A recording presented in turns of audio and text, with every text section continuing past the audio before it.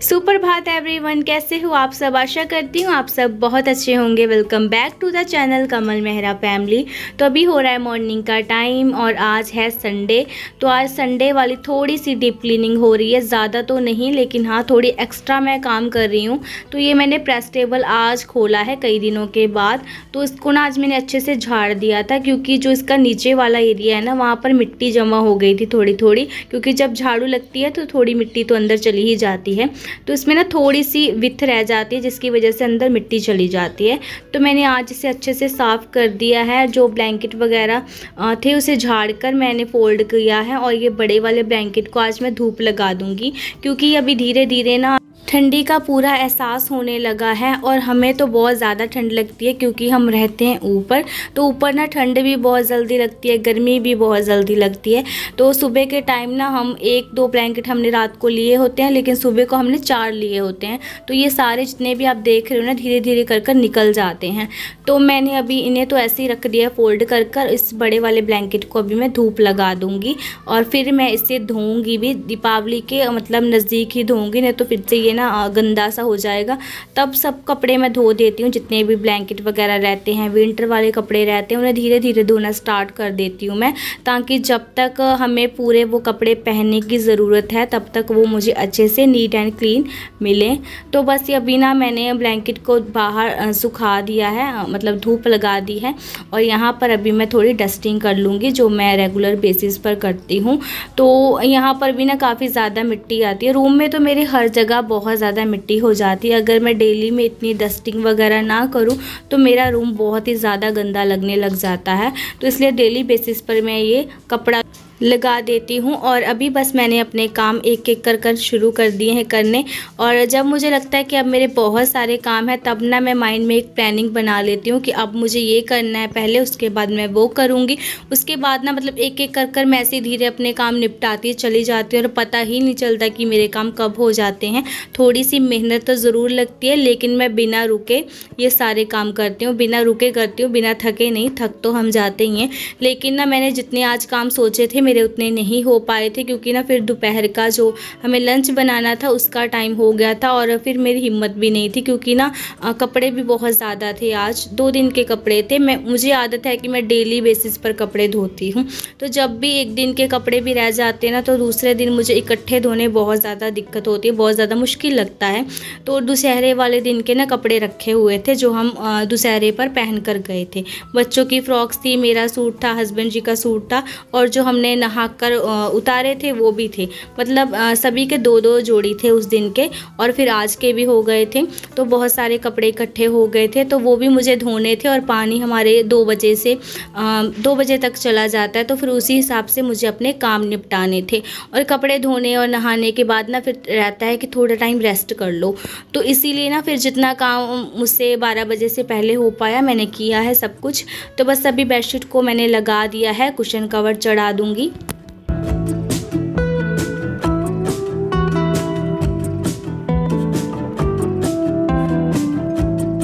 मेरा मानना ये है कि कुछ तो करो, मतलब कुछ ना करने से अच्छा है कि कुछ तो करो। तो इसीलिए ना मैं अपना काम स्टार्ट कर देती हूँ, और धीरे धीरे कर कर ना मेरे काम हो ही जाते हैं। एक दिन में नहीं तो 2 दिन में हो जाएंगे, लेकिन जब हम स्टार्ट कर लेते हैं ना तो उसका एंड तो ज़रूर होगा ही होगा। अगर हम सोचते रहते हैं तो फिर हमारे काम कैसे होंगे। तो बस इसी सोच के साथ मैं अपने कामों में लग गई थी। अब ना मुझे लग रहा है कि मेरे बहुत सारे काम हैं। पहले मुझे लगता था कि नहीं, अभी डेली बेसिस पर मैं क्लीनिंग तो करती हूँ तो फिर मेरे काम क्या ही हैं। लेकिन जैसे मैंने आज करना स्टार्ट किया था ना, तो फिर मुझे लगा मैं ये भी कर लूँ, वो भी कर लूँ, बहुत सारे काम हैं। और कपड़ों का ज़्यादा काम रहता है मेरा, क्योंकि ये ब्लैंकेट वगैरह ना मैं सभी धोती हूँ दीपावली पर। तो मैं सोच रही हूँ कि करवा चौथ के बाद ही इन्हें धोना स्टार्ट करूँगी, और डस्टिंग इस बार मैं पहले से ही स्टार्ट कर दूँगी। और जब दीपावली आएगी 1-2 दिन पहले, उसका फिर से मैं झाड़ पोंछ कर दूँगी अच्छे से। तो उतने में मुझे अपना जो दीपावली वाली क्लीनिंग है वो भी हो जाएगी। तो बस अभी टीवी साफ़ कर रही थी ना, तो मुझे याद आया कि मुझे अपनी मेडिसिन भी लेनी है। तो जब मुझे याद आता है मैं तभी ले लेती हूँ, उसको मैं बाहर ही रखती हूँ ताकि मुझे याद भी आता रहे। तो बस ना ये होम्योपैथिक मेडिसिन है जो आप लोगों में से मुझे बताई थी, और थैंक यू सो मच, आपने मुझे इतनी अच्छी मेडिसिन बताई। इससे मुझे काफ़ी फ़र्क है। चक्कर वाली दिक्कत तो इतनी ज़्यादा कम नहीं हुई है, लेकिन जो गर्दन में पेन रहता है ना, उसकी दिक्कत तो मुझे कम हो चुकी है। और होम्योपैथिक मेडिसिन का ऐसा ही रहता है ना कि ये धीरे धीरे काम करती है, इसका साइड इफ़ेक्ट कोई नहीं होता, और जो हमें इसका अच्छा रिज़ल्ट मिलना होता है वो हमें धीरे धीरे ही मिलता है। और मुझे लगता है कि हाँ, थोड़े टाइम के बाद मेरी ये चक्कर वाली दिक्कत भी शायद सही हो जाए। तो बस थैंक यू सो मच, आपने मुझे इतनी अच्छी मेडिसिन बताई और आप इतनी मेरी परवाह करते हो। सभी ने मुझे कहा कि दीदी अपनी केयर किया कीजिए, तो मैं ना सच बताऊँ अपनी केयर मैं करती हूँ, लेकिन इन चीज़ों के बारे में ना मैं ज़्यादा सोचती नहीं हूँ। और कईयों को ऐसा लगता है कि मैं इस बारे सोचती नहीं हूँ ना, तो मैं अपनी केयर नहीं करती हूँ। ऐसा नहीं है, मुझे अपने आप से बहुत प्यार है, क्योंकि मैं हूँ, मेरे बच्चे हैं, मेरे हस्बैंड हैं। अगर मैं बीमार हो जाऊँगी तो सब घर ना वैसे का वैसा फैला रखेगा, बच्चों का भी कोई टाइम से खाना वगैरह कुछ नहीं होगा। तो इसीलिए ना मैं अपनी केयर बहुत करती हूँ, लेकिन मैं ज़्यादा सोचती नहीं हूँ, क्योंकि जब सोचती हूँ तो फिर वही उल्टा ही असर होता है और भी ज़्यादा परेशानी हो जाती है। तो जैसे मतलब चल रहा है, मेडिसिन वगैरह ले लेते हैं, काम हो रहा है तो ठीक है। और वैसे तो अभी मतलब ज़्यादा कोई दिक्कत नहीं है, इतनी तो प्रॉब्लम चलती रहती है लाइफ में, तो मैं ज़्यादा इसलिए सोचती नहीं हूँ। तो बस अभी यहाँ पर देखिए टिफ़िन जितने भी कंजकों पर मिले थे ना, वो मैंने बेड में रख दिया, क्योंकि मेरा बहुत ही छोटा सा किचन है और इतनी ज़्यादा स्पेस नहीं है कि मैं इनको बाहर रख दूँ। तो मैंने ऐसे के ऐसे धोकर रख दिए हैं लिफाफे में बांध कर।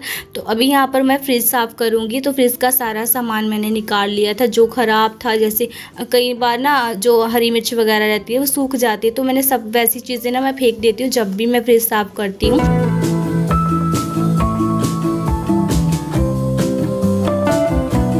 तो इनमें ना मैं वो पोस्टर बिछा कर रखती हूँ जो मैंने आपके साथ शेयर भी किए थे, उसको कटिंग कर मैंने उनके साइज़ का ऐसे ही काट कर बिछाए हुए, उसकी वजह से ना मेरी फ्रिज जल्दी गंदी भी नहीं होती है। तो देखिए अभी मैंने फ्रिज को अच्छे से साफ़ कर दिया है। और जो बर्फ़ वाला डिब्बा रहता है ना फ्रिज, तो वहाँ पर ना मैंने पहले ही एक दिन बर्फ़ जितनी भी जमी रहती है ना एक्स्ट्रा, वो मैंने हटा दी थी, तो उसको मैंने नहीं साफ़ किया है। और अभी यहाँ पर फ्रिज को अच्छे से मैंने क्लीन कर दिया है, चमक गई है मेरी फ्रिज अच्छे से। और इसके जितने भी ये बर्तन थे तो इसको मैंने पहले ही धोकर रख दिया था, अभी वो हल्के हल्के सूख भी गए थे, तो अभी सामान लगा दूंगी। और आज हमारे दूध वाले भैया ना ये बॉली भी देकर गए हैं, जो गाय का पहला दूध आता है ना उसको बॉली कहते हैं। तो वो भी थी, मतलब ये पीने वाली थी, खाने वाली नहीं थी, तो ये ऐसे ही पी जाती है गर्म कर कर, तो वो भी थी, तो मैंने ऐसी फ्रिज में लगा दी है और सारा सामान अच्छे से लगा दिया था। इसके बाद मैं चली गई थी नहाने, तो हेयर वॉश करना था, संडे था, बच्चों को नहलाया और खुद नहाया, कपड़े धोए, बहुत सारे काम हो गए थे इस बीच। तो बस अभी सारे काम तो नहाने वहाने के हो चुके हैं, अभी खाना बनाना है, क्योंकि अभी 1 बज रहा था और बच्चे देखिए कितनी मस्ती कर रहे हैं। उनको मैंने पहले ही नहला दिया था, उसके बाद मैंने धोए थे कपड़े और फिर मैंने नहाया था, तो उनके बाल तो अभी सूख भी गए थे हल्के हल्के। तो बस अभी थोड़ा सा मेकअप करेंगे ताकि थोड़ा सा अच्छा लगे खुद को भी।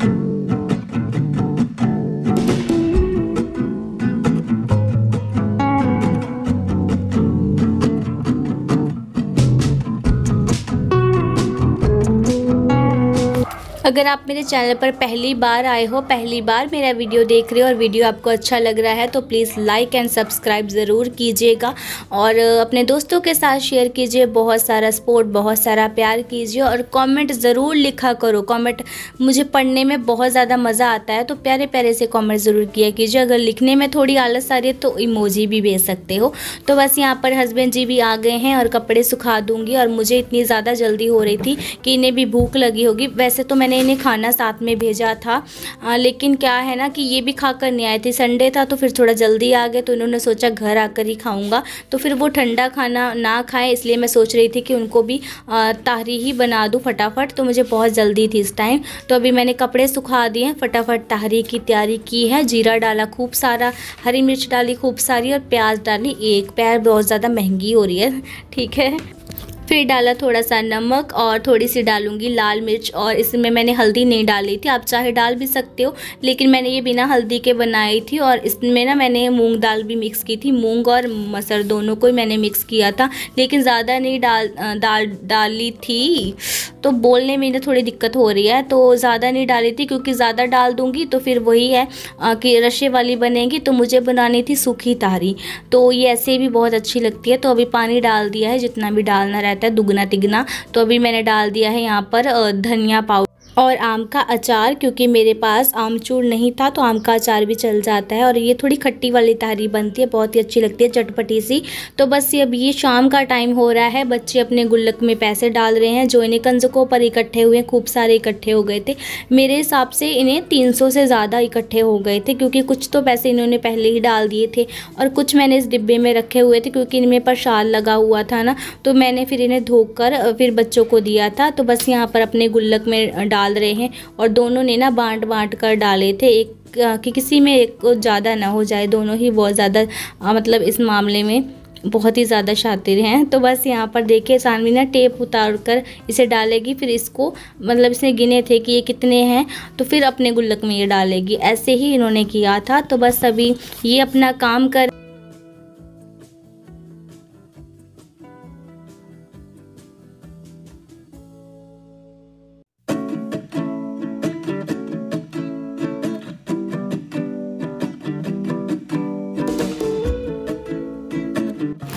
ਹੁਣ मैं बनाने लगी है कद्दू दी सब्जी। तो हमारे तो यहाँ इसे कद्दू कहते हैं, तो इसकी सब्जी बनाऊंगी।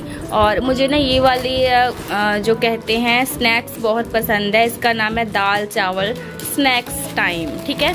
ये मुझे बहुत ज़्यादा पसंद है, देखिए मेरे बच्चे भी यही खा रहे हैं और मुझको भी यही पसंद है, तो मैंने भी अपना एक पैकेट मंगवा लिया है। तो कभी कभी ना मैं खा लेती हूँ ऐसे मंगवा कर, रोज़ तो नहीं, लेकिन हाँ बच्चों के साथ कभी कभी खा लेती हूँ।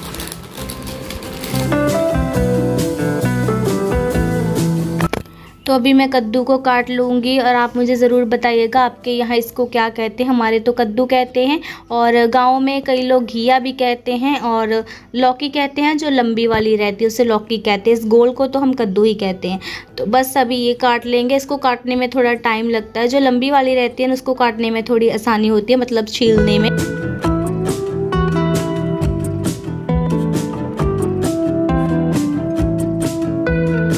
और दोस्तों मेरे जल्दी से जल्दी 1K करवा दीजिए, बस 200 रह गए हैं, और आप लोगों के प्यार से मैं बहुत ही जल्दी मेरा चैनल है वो ग्रो हो रहा है। तो बहुत सारा आप प्यार दीजिए, और जो नए जुड़े हैं तो प्लीज़ आप सब्सक्राइब भी ज़रूर कर लिया कीजिए। कई लोग ऐसे हैं जो मेरी वीडियोस को रेगुलर देखते हैं लेकिन वो सब्सक्राइब नहीं उन्होंने किया हुआ है, तो प्लीज़ आप जो नए देख रहे हैं आप सब्सक्राइब भी ज़रूर कीजिए। और वीडियो को लाइक करना ना आप सभी भूल जाते हो, तो मतलब जितने व्यूज़ होते हैं उसके आधे भी लाइक नहीं होते हैं, तो प्लीज़ आप लाइक भी ज़रूर किया कीजिए। तो बस अभी मैंने कद्दू को काट लिया है, अच्छे से धो भी लिया था, अभी तड़का लगा दूंगी फटाफट। और अभी मुझे हो रहा था कि हाँ फटाफट कर लूँ, क्योंकि ना अभी ना क्या होता है कि 6:30 बजे ही अंधेरा हो जाता है, तो ऐसे लग रहा है कि बहुत ज़्यादा रात हो गई, लेकिन टाइम ज़्यादा नहीं था, 7 बजे का टाइम था। तो बस अभी मैंने यहाँ पर तड़का लगाना स्टार्ट कर दिया है। तो बस अभी सब्जी बन जाएगी, उसके बाद आटा लगाकर रोटी भी सेक लेंगे। तो इसी के साथ इस ब्लॉग को करती हूँ एंड। अच्छा लगा है तो प्लीज़ लाइक एंड सब्सक्राइब ज़रूर कीजिएगा। Bye bye, love you.